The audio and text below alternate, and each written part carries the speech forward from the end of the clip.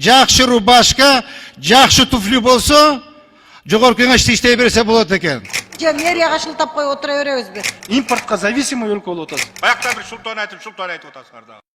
Атажурт Кыргызстан фракциясынан депутат Жеңишбек Токтурбаев прокуратура органдарынын тергөөнү жүргүзүү боюнча функцияларын алып салуу жана аларды ички иштер кызматкерлерине улуттук коопсуздук органдарынын тергөөчүлөрүнө өткөрүп берүүнү сунуштап бир топ сын пикирлерин Жогорку кеңештин кезектеги жыйынында айтты. Колдонуудагы мыйзамдарга ылайык прокуратура органдары тергөөнү өздөрү жүргүзүп, кайра тергөөнү жүргүзүү учурунда мыйзамдардын сакталышына көзөмөлдү өздөрү жүзөгө ашырат. Мындай абал коррупциялык көрүнүштөр жана кызыкчылыктарга мүмкүнчүлүк ачылып, кылмыштуулукка жана коррупцияга каршы күрөшүү боюнча мамлекеттин күч аракеттери начарлайт деп билдирди. Башкы прокуратура колуна тийген эбегейсиз бийликке масыркап, өздөрүнүн элден бийик сезип, элдин тагдыры менен ойношуп көнүшүп калган.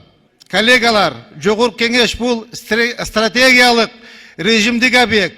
Прокуратура кызматкерлери тоскоосуз ар бир депутатка кабинетке кирип, мажбурлап, суракка алып кетип жатат.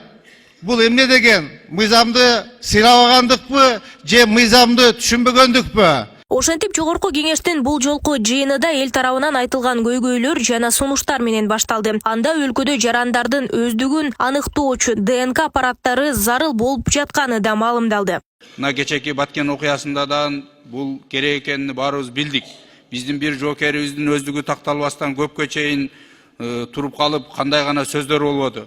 Мына бүгүн дагы баягы чет өлкөдөн чыккан ДНКнын жыйынтыгы менен ал жоокерибиздин туугандары макул болгондуктан кайра башка өлкөгө жөнөттүр. Аны апеллят этиш үчүн. Ошондуктан биз мына бүгүнкү күндө ошол аппарат керек экенине мына мезгил тастап отурат. Ошондуктан тиешелүү тапшырмаларды берип, Алмаз Акунжанович, ушул жака жакшыраак көңүл буруп койсоңуздар. Орусиянын Москва шаарындагы Сахаровадагы миграциялык медициналык борборунда кыргызстандык мигранттар кароодон өтүп, көпчүлүгүнөн венерологиялык оорулар чыгып жаткандыгы кабарланды. Аталган дарт аныкталган кыргызстандыктарды бир гана клиникадан 18 000 рубль төлөп дарылануудан өтүүгө мажбурлап жатышканын депутат Нуржигит Кадырбеков билдирди. Бул көрүнүш коррупция катары күмөн саналып, Тышкы иштер министрлигине териштирүүгө тапшырма берүү сунушталды.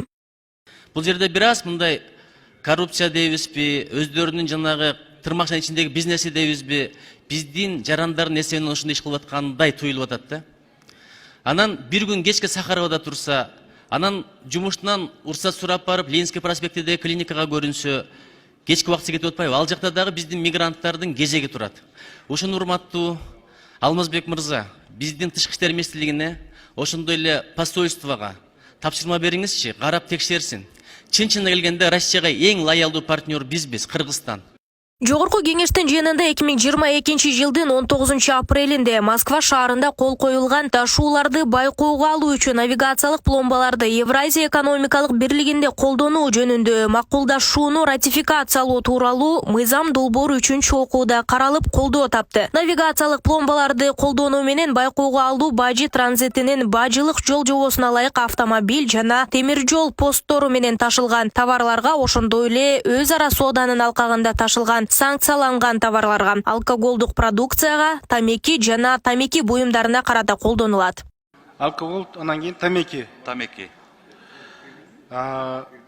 Бул ратификация иштегенден кийин, эгерде башка товарларга да киргизебиз десе ушундай навигационный пломбу, анда жаңыдан ратификация өтөбү же ушул ратификациянын негизинде гана жүргүзүлүп кете береби? Бул макулдашуунун негизинде эки укук берилген. Эгерде өлкөлөр кээ бир товарларга киргизүүнү максат кылып сунуш берсе, анда эки карап чыгып киргизиши мүмкүн.